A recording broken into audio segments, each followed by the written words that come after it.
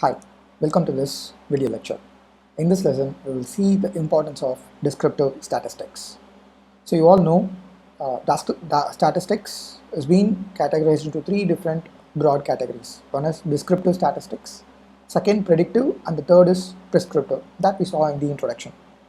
So in this lesson, we will try and understand the importance of descriptive statistics, what outcomes we can identify by learning these methods. So first, let me take you to the beginning of the origin, the data. So whenever we have data, what we can interpret by reading the data. So that is the first step. So assume the data whatever we have is certain numbers. Okay. So when these numbers, say I'll just consider some numbers like some random numbers I will pick right now. Right. So there are some random numbers. If I'm going to visualize these numbers, the outcome will be what will be called as an histogram. Okay, so this is the first outcome what we can expect from visualizing a number. So an histogram you would have seen in many places, right? From images, there will be histogram image for photographs. The same like any numbers we can visualize in form of histogram. But what histogram actually is nothing but the values will be across the x-axis and the count will be the count or frequency, like every number how much time it has occurred. Those value will be called as vertical lines. So that will form the histogram visualization. So here maybe here the number 5 has occurred lesser time, 7 is more, 8 is still further less, and 9 is still less. Okay, so this is how an histogram will be possible to be visualized. So this is one form of visualization, an histogram graph. From histogram, what to where we progress is called as a distribution plot. In distribution plots, we will be calculating the probability density function, or we can call it as cumulative density function. The formulas for same is, I'll be giving you the formulas for these functions, so no need to worry as of now. So there are functions called cumulative distribution function, using which we will be actually calculating the probability density value for each and every value. Say for 5, what is the probability density? For 7, how much? For 8, how much? The outcome of these values, when we again plot it across the x values, we will be getting a proper curve. This curve is called as probability distribution curve. So this we will call it as a distribution curve. Right? Now, when I say this is a probability distribution curve, what we can infer from this? So we can infer a whole lot of information, and there are mathematical formulas to calculate values based on this. For example, say I have considered only a sample data set, and to calculate the mean and standard deviation for this data, I'll have mean. So this is sample mean as the mean of this addition of all these numbers divided by the number of values. So I can simply state sum of x divided by n. So this will be the mean for this particular data set. And suppose if I want standard deviation, I can use the formula sigma by root n. So this is meaning this is variance. So the variance value divided by root n would give me the standard deviation. Okay, fine. We have formulas for mean and standard deviation that we know. But how come it is actually useful when we use this probability distribution curve? The reason is there are some standard rules. Suppose the distribution curve whatever we have arrived at is say normally distributed. Then I'll come to the term normal, but say it is a normally distributed curve. Then we have certain things called the same formula applies for normal distribution, and there are certain conventions we already have. What those convention gives is area under this curve equals to 1. And so when I say area under this curve, the total area under this curve, right from this point to this point, the total area is 1. So this will be the complete shaded position. So when we have this area under curve, suppose I want to calculate how many values are present less than 8. So I know the x values were 5, 7, 8, 9. So I want how many values are the percentage of values present less than 8. Then I can easily find out. I can calculate based on this function. I can divide this plot at the point of 8, and then from 1 I can subtract the value of 8. So this will give me the area under the curve will be useful in this way, right? So when I set this example, we can derive some characteristics. Those characteristics are the total area under curve is 1 point, and I have standard deviation here. So the total standard deviation is, so this peak central, for example, I am going to consider this as mean and standard deviation. So if there is one standard deviation from mean, how much value is dispersed inside the curve? So there can be number of standard deviations I can consider. So from the mean value, say suppose I have the curve, and from my mean I have multiple standard deviations here, and these standard deviations will be covering the total area. So to represent this, standard deviation of, say this is 1, 2, 3, a standard deviation of 1 will cover 68% of my area under curve. A standard deviation of 2 would cover 95% of area under my graph, and similarly 3 standard deviation would cover 99.7% of area under my curve.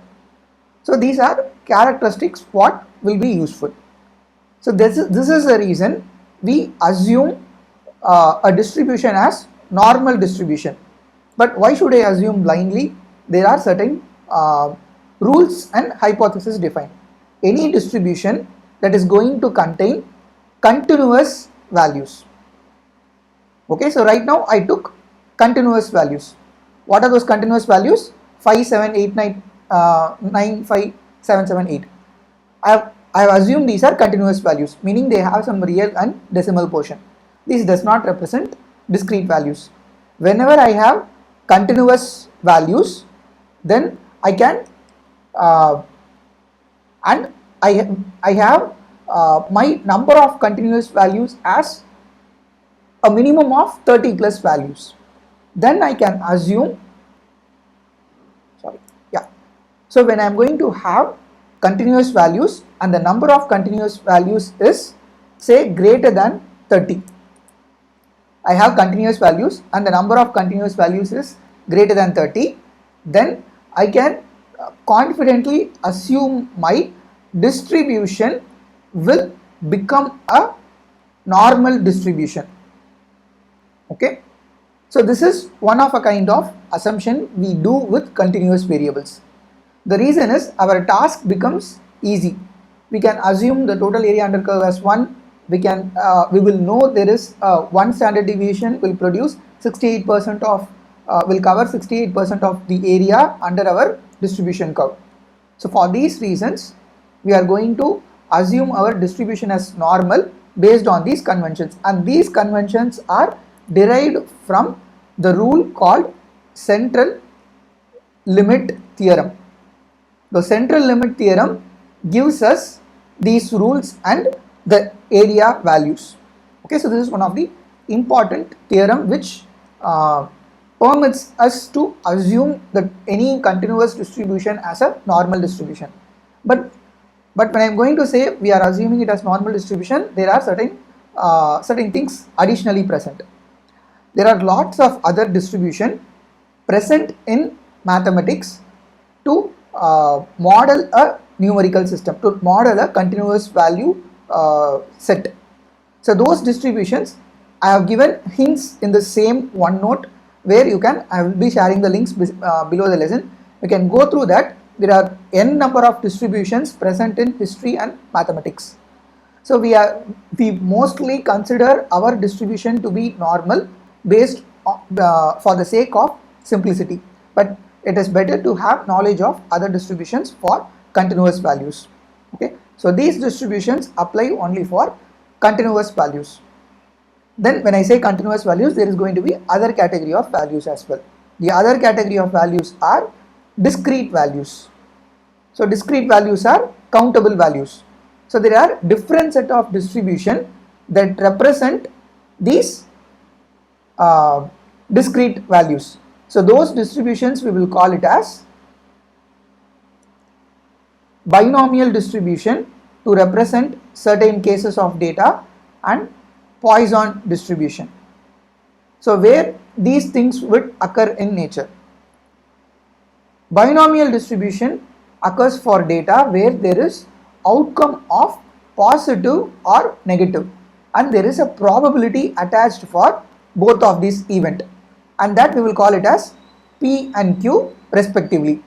So whenever I am going to have data that is going to represent a distribution involving positive and negative cases, and there is going to be different probabilities attached for both the events, then I will consider my distribution as a binomial distribution. And even for binomial distribution, we can apply the same normality rules, meaning the equations of mean and standard deviation can be applied for binomial distribution as well. Okay, now let me come to Poisson distribution. In which scenario we will use it?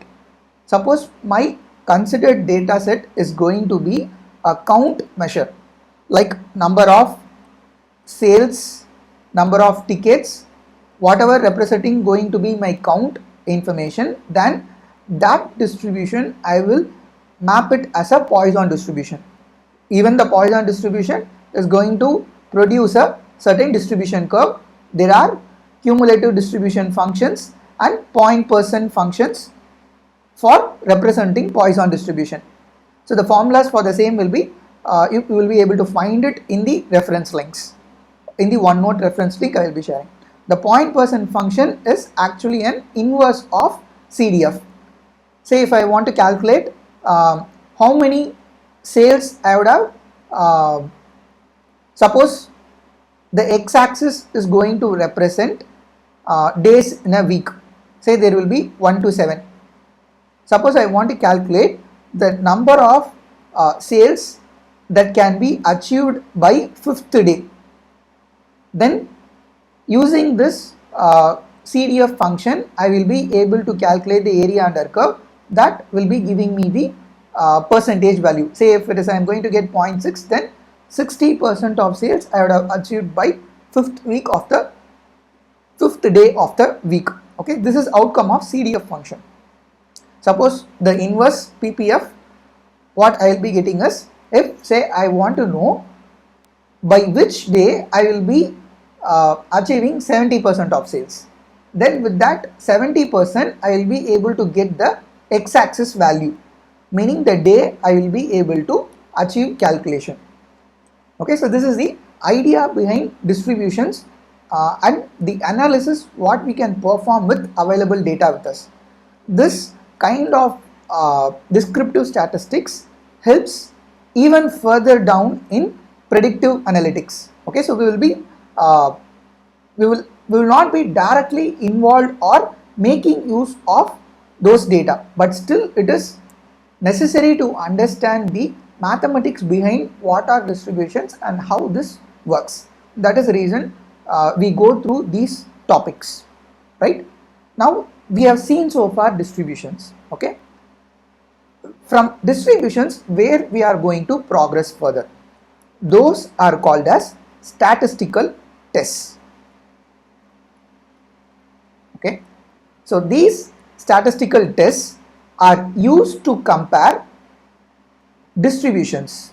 So statistical tests we can simply assume as questions that can be asked on top of available distributions. We can compare two distributions, we can ask questions and get answers on certain distributions. So an example for statistical test will be a basic hypothesis test, which we might have even studied in school days. So any hypothesis test, we will have two different rules. One is H0, that we will term it as null hypothesis, and there will be a term called as alternate hypothesis. Okay, so an example for null hypothesis: my mean of sample data is equal to the compared mean, which I can assume as M0. So this is a sample data is being compared against a population value. The alternated hypothesis will state my mean of sample data is not equal to my population mean.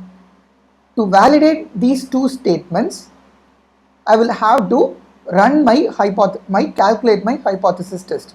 So these tests will make use of the distribution. So there are certain basic steps that we will have to perform to arrive at an outcome called as a p-value. If my p-value is going to be less than 0.05, then there is very less support for my null hypothesis. Then I will reject statement 1. So my null hypothesis statement 1 will be rejected. If p is less than 0.05, then I can safely reject null hypothesis. Then I will validate alternate hypothesis to be true. So my sample and population are not same. That will be the outcome of this null hypothesis. So this is just one single example for null hypothesis and hypothesis test. There are multiple hypothesis tests for various distribution and various outcomes. So we will be looking at in code examples, an example for a t-test where we will be comparing one sample against other sample. Okay, there are notes provided again in this OneNote file for brief explanation about t-test calculation. That also you can go through.